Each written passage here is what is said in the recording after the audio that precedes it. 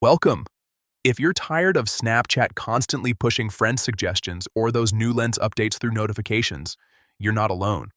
The good news is you can quickly turn these off in just a few taps, and I'll walk you through it step by step so you can enjoy a cleaner, less distracting experience. First, go ahead and open your Snapchat app. Once you're on the main screen, look at the top left corner and tap on your Bitmoji or profile icon. This will take you to your profile page where all your personal settings are accessible. Next, in the top right corner, you'll see a small gear icon. Tap on that to open your settings menu. This is where Snapchat keeps all the controls for notifications, privacy, and more.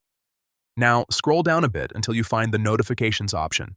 Tap on it and you'll see a long list of all the different types of alerts Snapchat can send you. Here's the key part. Keep scrolling until you find something labeled promotional messages. These are the notifications responsible for things like friend suggestions, lens promotions, and other updates you probably didn't ask for.